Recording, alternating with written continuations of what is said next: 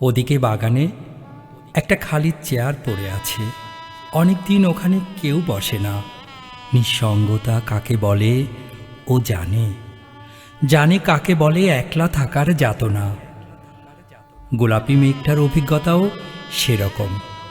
প্রথম যেদিন সে বিষণ্ণতায় আক্রান্ত হলো, তখন সে বুঝল পাথর বিরহের সমকক্ষ নয়।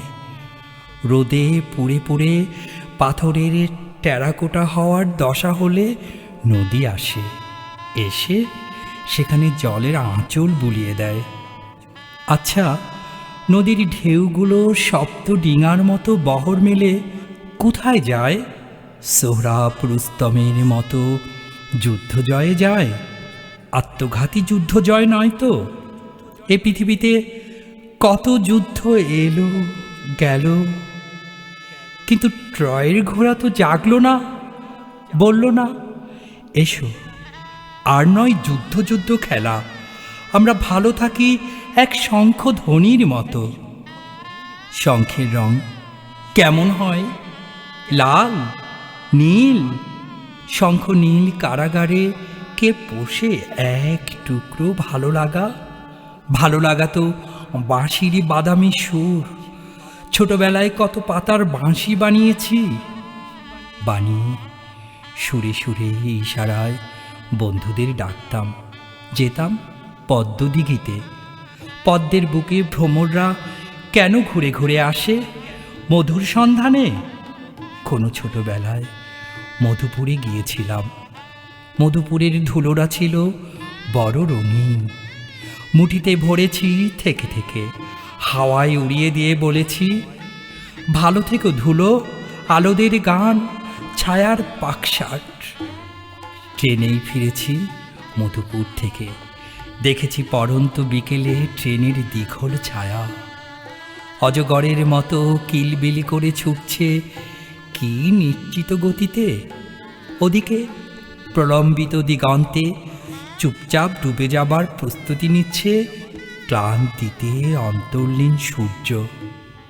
ইছামতি নদীর মতো আয়েশ করে ঘুম ঘুম উমে তলিয়ে যাচ্ছে। হঠাৎ এক রত্তি পোকার অস্থিরতা হয়ে প্রশ্নটা মাথায় চক্কর দিতে লাগলো। সূর্যকে যদি জিজ্ঞেস করা হয়, তুমি উদয় ভালোবাসো না অস্ত, কেমন হবে সে উত্তর?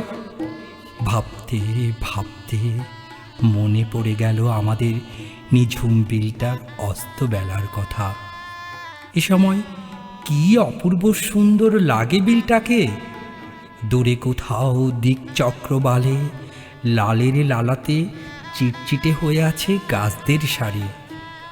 গাছেদের খুব গায়ে পড়ার স্বভাব। কেমন এক গাছ আরেক গাছের গা ঘেঁষে এলিয়ে পড়তে চায়।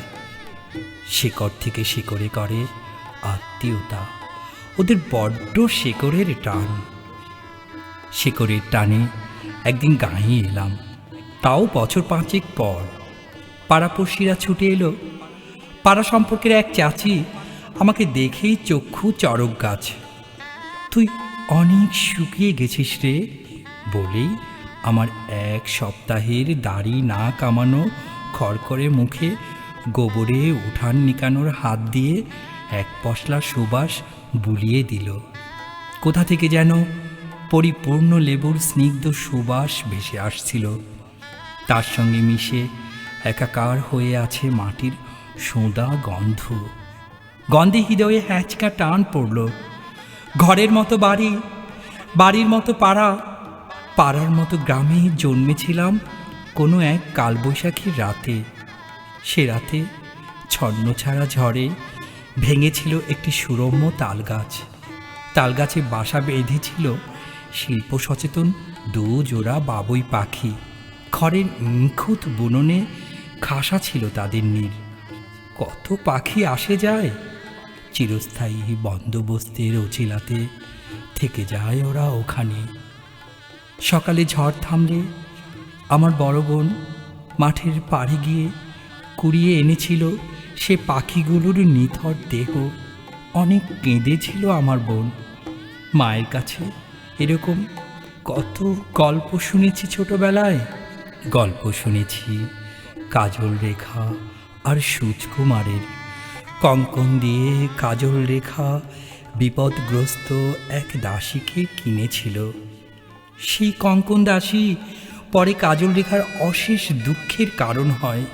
গল্প শুনতে শুনতে আমার দু চোখ দিয়ে অনর্গল পানি গড়িয়ে পড়েছে। কেউ বুঝতে পারেনি কাজল রেখার দুঃখে ডুকরে কেঁদে উঠতে ইচ্ছে করছিল। অনেক কষ্টে সে কান্না থামিয়ে রেখেছিলাম।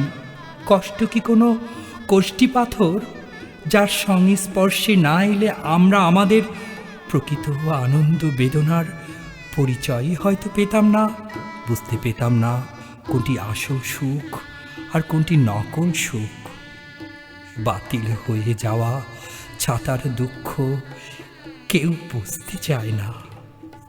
মানুষের কত রকমের দুঃখ। দুঃখের অদৃশ্য করাতে মানুষ রক্তপাতহীন ক্ষত বিক্ষত হতে থাকে, দুর্দশার ভারে নুয়ে পড়ে, আবার উঠে দাঁড়ায়। হাঁটতে হাঁটতে এমন করে মানুষ একদিন জিতে যায়। জেতার নেশা বড় পাগল পাড়া। আসে প্লাবন, আসে মহামারী, তবুও মানুষ থমকে থাকে না, থমকে থাকে না কলম্বাসরা। আলটপকা বেরিয়ে পড়ে নতুন মহাদেশের সন্ধানে। অক্টোপাসের মতো করাল থাবা নিয়ে বিপদ তেড়ে আসে, নিমেষে গ্রাস করে ফেলবে বুঝি। কিন্তু ভয় পেলে চলবে? দম্বার পাত্র নয় দুর্দণ্ড নাবিক। পাল ছিঁড়ে যায়, হাল ভেঙে যায়। স্কার্বি হয়ে মৃত্যুদূত ধেয়ে আসে। ক্যাপ্টেন কুক সেবার বেশি করে লেবু নিয়েছিল জাহাজে। এই প্রথম নাবিকদের কেউ দাঁতের রোগে আক্রান্ত হলো না। আবিষ্কার হলো স্কার্ভি রোগের মহা ঔষধ লেবু। আবিষ্কারের ঘোরে মানুষ জলোচ্ছ্বাস বধ করার কৌশল শেখে। যেদিন মানুষ পাথরে পাথর ঘষে আগুন আবিষ্কার করা শিখেছিল, সেদিনই বুঝতে পেরেছিল সব সম্ভব থাকে আসলে অসম্ভবের ছদ্মবেশে। বোধ বুদ্ধির সংকেতে, হৃদয়ের তন্ত্রিতে তন্ত্রিতে গড়ে তোলে সৃজনশীলতা ও সাহসিকতার মেলবন্ধন। পাহাড় কেটে বানায় শহর, গড়ে ওঠে সভ্যতা। নোবেল পাহাড় বিদীর্ণ করার ডিনামাইট তৈরি করল। কি তার উচ্ছ্বাস! হাজার শ্রমিকের রক্ত ও ঘামের বিনিময়ে আর পাহাড় ভাঙতে হবে না। পাহাড় ভাঙা হবে না সময় সাপেক্ষ। গিরিখাত মৃত্যুকূপ নয়, হবে বিনোদনের প্রাণকেন্দ্র। নোবেলের এই মহাবিশ্বের সমতুল্য আত্মবিশ্বাস হঠাৎ একদিন চুপসে যাওয়া বেলুনের মতো পর্যুদস্ত হলো। বুঝল সে এক মস্ত ভুল করে বসেছে। মানব জাতির কল্যাণ ডেকে আনতে গিয়ে ডেকে এনেছে সর্বনাশ। ডিনামাইট আজ সভ্যতা গড়তে নয়, ধ্বংস করতে ব্যবহৃত হয়। ধ্বংসের ধ্বজাতলে কার বিজয় নেশানো রে? অবিশ্বাসের? বিশ্বাসের ওজন খুব ভারী, তাই ওকে কেউ বুঝি সহজে বইতে চায় না।